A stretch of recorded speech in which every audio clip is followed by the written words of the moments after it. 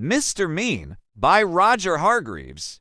Mr. Mean lived up to his name. He lived in what could have been a nice house, but wasn't. He never painted it, or mended the windows, or repaired the roof. Inside it was the same. No carpets, no curtains, no pictures, no fires. And Mr. Mean was so mean he made his furniture out of old orange boxes, and then complained about the price of nails. Why, he was so mean. Do you know what he gave his brother for Christmas last year? A piece of coal.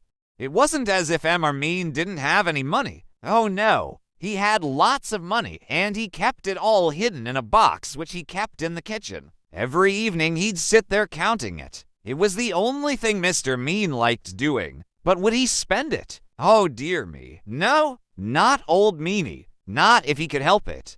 One day, Mr. Mean was sitting in his gloomy kitchen having a gloomy meal. He only ever had one meal a day, and that day he was having a cup of water and a piece of bread, which was 3 weeks old. Suddenly, he was interrupted by a knock at the door. Drat, he said, because he didn't like people. Drat and bother. He opened the door, and there, on his doorstep, stood a wizard, a rather fat wizard.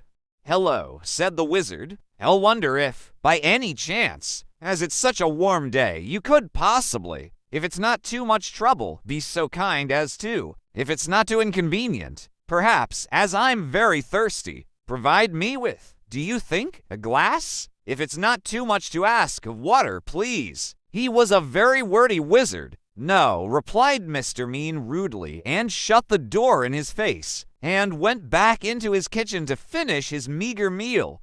But there, standing in front of him, was the wizard. "How did you get in?" gasped Mr. Mean. "Well," replied the wizard, "it was by, how shall I put it? I just, well, you know, waved the old what's-its-name magic wand, don't you know? And, well, here I am, if you know what I mean. You must be very poor," he remarked kindly, looking around. "Oh, yes, I am," lied Mr. Mean. "Then perhaps I can help you," said the wizard, pulling up a box to sit down on.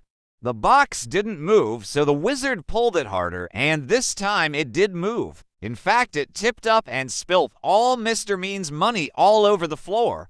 "Well, well, well," exclaimed the wizard, eyeing the money rolling all over the kitchen floor. "Well, well, it would appear to me," he continued, "that you, sir, are an old meanie." Mr. Mean didn't hear him. He was too busy scrabbling all over the floor trying to pick up his money. "And meanies," added the wizard, "need to be taught lesson." So saying, he waved his magic wand.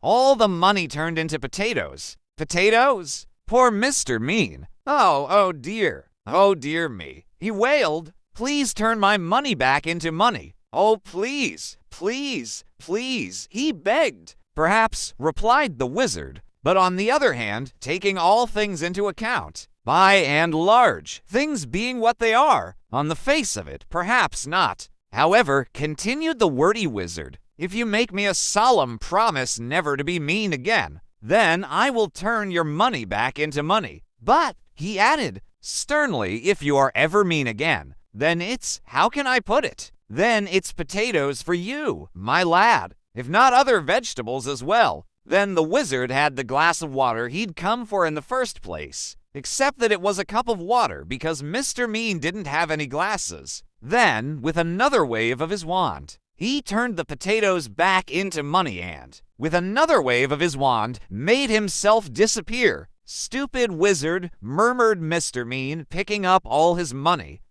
The following day, Mr. Mean decided to walk to town. He never took the bus because that cost money. On the way, he met an old washerwoman carrying an enormous bundle of washing. "Please, kind sir," she asked, "could you possibly help me to carry this washing? It's so heavy." "No," replied Mr. Mean, "it's your washing. You carry it." But as soon as he'd said that, he felt a tingling in his nose. Mr. Mean's nose turned into a carrot. "Oh no," he gasped. The old washerwoman chuckled, and then Mr. Mean remembered the wizard's words. "Yes, yes," he cried in a panic. "Of course I'll help you. and he carried the huge bundle of washing to where the old washerwoman wanted, and the carrot turned back into a nose, and off he went. The old washerwoman chuckled again and turned back into the wizard. It had been him all along. On his way into town, Mr. Mean passed by a cottage garden. In the garden, there was an old man chopping wood. He saw Mr. Mean going past and called out. "Excuse me," he called. "Could you give an old man a bit of a hand, young fellow me lad?" "No," replied Mr. Mean. "It's your wood. You chop it." But as soon as the words had passed his lips, guess what happened? His ears turned into tomatoes. "Oh no," he gasped. The old man chuckled, and Mr. Mean remembered the wizard's words. "Yes, yes," he cried. "Of course I'll give you a hand." And he chopped and chopped until all the wood was cut, and the tomatoes turned back into ears, and off he went. The old man chuckled again and turned back into the wizard. He was teaching Mr. Mean a lesson, just as he'd promised. Eventually, Mr. Mean arrived in the town. There was a little boy crying because his ball had got stuck on top of a wall. "Please, sir," cried the boy. "Please, sir, could you reach my ball down for me?" "No," retorted Mr. Mean. "It's your ball, you." Then he stopped. There was a funny tingling feeling in his feet. "Yes, yes," he said hurriedly. "Of course I will." And he reached up and passed the ball to the boy, and went on his way, looking anxiously at his feet. The little boy stopped crying and turned into the wizard. "I'll think," he said to himself. "I'll think that Mr. Mean, by and large, is beginning, if I'm not very much mistaken, to not be quite so mean, and I think, although I could be wrong, although I never am, that he has, thank goodness, learned his lesson.